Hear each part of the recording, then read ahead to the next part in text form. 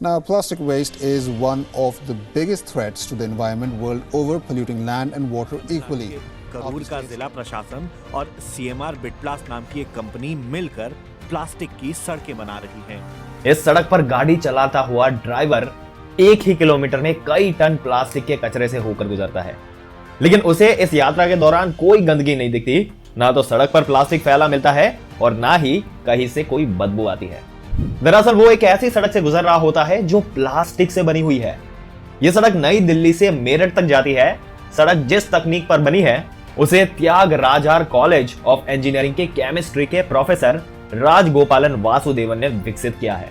इस तकनीक से सड़क बनाते वक्त 90% कोल तार में 10% दोबारा इस्तेमाल होने वाला प्लास्टिक कचरा मिलाया जाता है। दोस्तों, आज के वीडियो में आपको इसके बारे में पूरी जानकारी देने वाले हैं।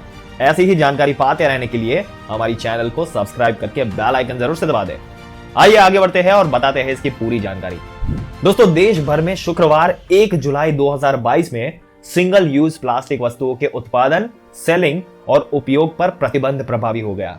आपको अगर याद हो तो भारत अपना आजादी का अमृत महोत्सव मना रहा था और हमारी आजादी की लड़ाई के महानायक राष्ट्रपति महात्मा गांधी भी स्वच्छता को सर्वोच्च प्राथमिकता देते थे। गांधी जी की इसी प्राथमिकता को पीएम मोदी ने स्वच्छ भारत मिशन के माध्यम से एक जन आंदोलन के रूप में आगे बढ़ाया और इस कड़ी में केंद्र सरकार ने ये कानून लागू किया है। दोस्तों, अब प्लास्टिक कचरा प्रबंधन नियम के अंतर्गत सिंगल यूज प्लास्टिक की कुल 19 वस्तुओं पर यह प्रतिबंध प्रभावित हुआ। अगस्त 2021 में अधिसूचित नियम और 2022 में सिंगल यूज प्लास्टिक को चरणबद्ध रूप से समाप्त करने से 31 दिसंबर 2022 तक प्लास्टिक कैरी बैग की न्यूनतम मोटाई को मौजूदा 75 माइक्रोन से 120 माइक्रोन में बदल दिया गया। पर्यावरण और पारिस्थितिकी विकास सोसाइटी ने दिल्ली में प्लास्टिक प्रदूषण को कम करने के लिए बीट प्लास्टिक प्रदूषण नाम दिया गया। Central and state pollution control authorities और the union ministry of small, micro and medium enterprises small industrial units को प्रतिबंधित सिंगल यूज प्लास्टिक वस्तुओं के ऑप्शन के प्रोडक्शन के लिए टेक्निकल सहायता देंगे। केंद्रीय प्रदूषण नियंत्रण बोर्ड ने लगभग 4 साल पहले अनुमान लगाया था कि भारत हर दिन लगभग 9,200 मैट्रिक टन प्लास्टिक कचरा प्रोड्यूस करता है, या एक वर्ष में 3.3 मिलियन मैट्रिक टन से ज्यादा। देश में लगभग 70% प्लास्टिक कचरा होता है रिसाइकल। दोस्तों, एजेंसी की एक रिपोर्ट के मुताबिक बिजनेस के एक वर्ग ने यह दावा किया कि देश में लगभग 70% प्लास्टिक कचरे को रिसाइकल किया जाता है और देश में सालाना 2.4 लाख टन प्लास्टिक का उत्पादन होता है। 18 ग्राम प्रति व्यक्ति खपत है और 60,000 करोड़ रुपए का है ये बिजनेस। इसके निर्माण में 88,000 इकाइयां लगी है और इस बिजनेस से 10 लाख लोग जुड़े हैं। सालाना एक्सपोर्ट 25,000 करोड़ रुपए का है और confederation of all India traders ने सिंगल यूज प्लास्टिक पर प्रतिबंध को 1 साल टालने की डिमांड की है। ग्लोबल वार्मिंग बढ़ने और पर्यावरण को अथाह नुकसान पहुंचाने के पीछे कई चीजें हैं। इनमें प्लास्टिक और उसका बड़े पैमाने पर इस्तेमाल भी एक बहुत बड़ी परेशानी है। भारत समेत कई देशों में इस पर बैन लगने के बावजूद लोग इसका इस्तेमाल धड़ल्ले से कर रहे हैं। अब दुनिया की क्या, आप हमारी और अपनी ही बात ले लीजिए। हम में से कितने लोग हैं जो वाकई में प्लास्टिक का प्रयोग बिल्कुल भी नहीं करते? दोस्तों, आजकल पर्यावरण को बचाने की चिंता सिर्फ इंटरनेट और सोशल मीडिया प्लेटफॉर्म पर ही होती है। बस इंटरनेशनल पृथ्वी दिवस पर सेव नेचर सेव अर्थ के नारे लगाकर हम जागरूक हो जाते हैं, लेकिन क्या हम निजी तौर पर इस खतरे से निजात पाने के लिए कुछ करते हैं? यह सवाल बेहद गंभीर होता जा रहा है जो हमें अपने आप से पूछने की जरूरत है।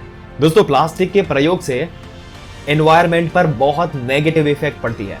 जैसा कि हम जानते हैं कि प्लास्टिक नॉन बायोडिग्रेडेबल होता है, यानी ये मिट्टी, पानी उसमें जल्दी घुलकर खत्म नहीं होता। ये वो ठोस कचरा है जिसे वातावरण में घुलने में 1000 साल तक का बहुत लंबा वक्त लगता है और साथ ही करीब 1 टन प्लास्टिक से 100 लाख कैरी बैग बनते हैं। और अब आप इसी से अंदाजा लगा लीजिए कि किस हद तक पर्यावरण को प्रभावित कर रहा है। जब कभी भी प्लास्टिक से छुटकारा पाने के लिए सवाल किए जाते हैं तो आप अक्सर क्या जवाब देते हैं? इस पर हम में से ज्यादातर लोग का जवाब होता है इसे रिसाइकल करना होगा। लेकिन राजगोपाल वासुदेवन ने एक ऐसी टेक्नोलॉजी खोज निकाली है जिससे ये समस्या जड़ से खत्म की जा सकती है। उन्होंने प्लास्टिक से सड़क बनाने का बेहतर ऑप्शन पूरी दुनिया के सामने पेश किया। राजगोपालन त्यागराजन यूनिवर्सिटी के डीन और केमिस्ट्री के प्रोफेसर है उन्होंने अपने लैब में सड़क बनाने के लिए इस्तेमाल होने वाले बिटुमेन और प्लास्टिक के मिश्रण पर एक एक्सपेरिमेंट किया। उनके रिसर्च से इस बात का पता चला कि इन दोनों का मिश्रण बहुत अच्छा है और एक मजबूत सड़क बनाने में भी बहुत मददगार है। यह रिसर्च न सिर्फ प्लास्टिक के अस्तित्व को पूरी तरह से खत्म करने के लिए इस्तेमाल होगी, बल्कि जब सड़क बनाने के लिए इस्तेमाल होता तो ये पर्यावरण को कोई नुकसान भी नहीं पहुंचाता। सड़क बनाने के प्रोसेस में पहले पत्थर को पीसा जाता है और फिर प्लास्टिक को छांटकर उसके छोटे टुकड़े करके इसमें बिटुमेन मिलाया जाता है। इसके बाद ये मिश्रण सड़क पर फैलने के लिए तैयार हो जाता है। ये अब तमिलनाडु, केरल समेत 11 राज्यों में बन चुका है। इसके अलावा राजगोपालन के सुपरविजन में ही 1 लाख किलोमीटर तक बनाया जा चुका है। दोस्तों, प्लास्टिक रोड का सबसे बड़ा फायदा यह है कि ये प्लास्टिक से निजात पाने का सबसे अच्छा उपाय है, क्योंकि जिस प्लास्टिक से निपटने के लिए हमें 1000 साल लग जाते हैं, अब उससे इस तरीके से पीछा छुड़ाया जा सकता है। और साथ ही प्लास्टिक रोड में 10 साल की मेंटेनेंस की अवधि है और इसमें पानी नहीं रिसता है, जिससे पोल होल्स यानी कि गड्ढों में पानी भरने की समस्या खत्म हो जाती है। माना जाता है कि ये सड़कें बाकी सड़कों से 1.5 गुना ज्यादा टिकाऊ रहेगी। साथ ही अगर 1 किलोमीटर सड़क निर्माण में 800 किलो प्लास्टिक का इस्तेमाल होता है, तो इसी कड़ी में तमिलनाडु सरकार ने 400 से 500 टन प्लास्टिक का इस्तेमाल 200 किलोमीटर सड़क बनाने में किया है। अगर इसी मात्रा में प्लास्टिक से रोड बनने लगे, तब आने वाले 1 दशक में ये पूरी तरह से समाप्त भी हो सकता है।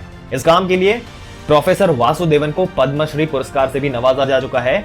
उनके इस योगदान ने वाकई में पृथ्वी के संरक्षण में बहुत बड़ा और अहम रोल अदा किया है। उन्होंने अपने इस एक्सपेरिमेंट का पेटेंट ये भी करवा लिया है और इस पेटेंट को उन्होंने फ्री में भारत सरकार को दे दिया, ताकि पृथ्वी को बचाने के लिए ये कदम उठाया जा सके। इस पहल की सभी देशों ने बहुत सराहना की और साथ ही कई देशों ने तो अपने देश में अपनाना भी शुरू कर दिया।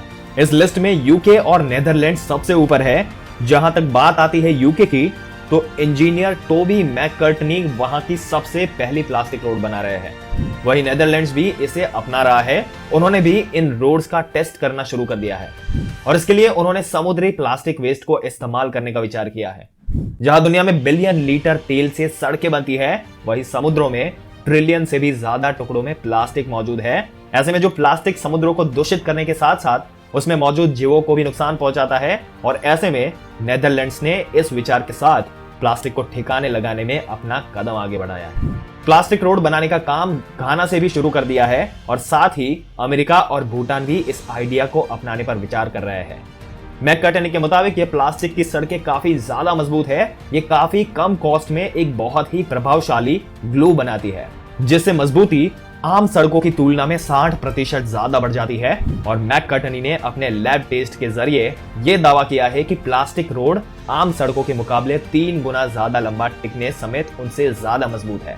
बता दें कि मैककर्टनी के बिजनेस मैकरिबर प्लास्टिक रोड्स कंपनी ने यूके समेत गल्फ देशों ऑस्ट्रेलिया, कनाडा और न्यूजीलैंड को रोड निर्माण के प्लास्टिक पैलेट्स दिए हुए हैं। दोस्तों, आपके क्या विचार है प्लास्टिक की सड़कों के बारे में? अपने विचार हमें कमेंट करके जरूर से बताइएगा। अगर वीडियो अच्छा लगा हो तो अपने दोस्तों और रिश्तेदारों के साथ जरूर से शेयर कर दें और ऐसी ही जानकारी पाते रहने के लिए हमारी चैनल को सब्सक्राइब करके बेल आइकन जरूर से दबा दें।